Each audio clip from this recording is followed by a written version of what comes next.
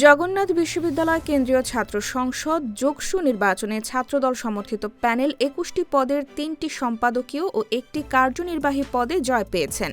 বুধবার ৮ জানুয়ারি মধ্যরাতে যকসুর প্রধান নির্বাচন কমিশনার অধ্যাপক ড মোস্তফা হাসান ফলাফল ঘোষণা করেন।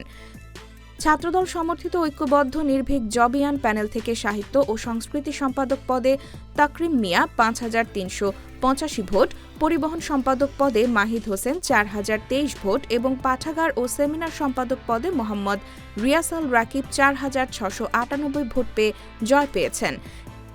এছাড়া কার্যনির্বাহী সদস্যদের মধ্যে ছাত্রদল সমর্থিত প্যানেলের মোহাম্মদ সাদমান আমিন ৩,৩০৭ ভোট পেয়ে বিজয়ী হয়েছেন।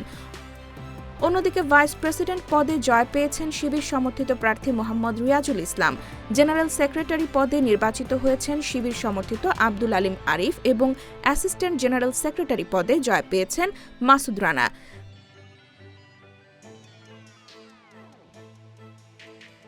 ভিপি পদে মোহাম্মদ রিয়াজুল ইসলাম পেয়েছেন ৫,৫৯৮ ভোট। তার নিকটতম প্রতিদ্বন্দ্বী ছাত্রদল সমর্থিত একেএম রাকিব পেয়েছেন ৪,৬৮৮ ভোট। জিএস পদে আব্দুল আলিম আরিফ পেয়েছেন ৫,৪৭৫ ভোট। বিপরীতে ছাত্রদলের খাদিজাতুল কোবরা পেয়েছেন ২,২০৩ ভোট। এজিএস পদে মাসুদ রানা পেয়েছেন ৫,০২০ ভোট এবং ছাত্রদলের প্রার্থী তানজিল পেয়েছেন ৩,৯৪৪ ভোট। এছাড়া শিবির সমর্থিত অদম্য জাবিয়ান ঐক্য প্যানেল থেকে মুক্তিযুদ্ধ ও গণতন্ত্র, শিক্ষা ও গবেষণা, বিজ্ঞান ও প্রযুক্তি, স্বাস্থ্য, পরিবেশ, আইন ও মানবাধিকার, আন্তর্জাতিক বিষয়ক, ক্রীড়া এবং সমাজসেবা ও শিক্ষার্থী কল্যাণ সম্পাদক পদে প্রার্থীরা জয় পেয়েছেন।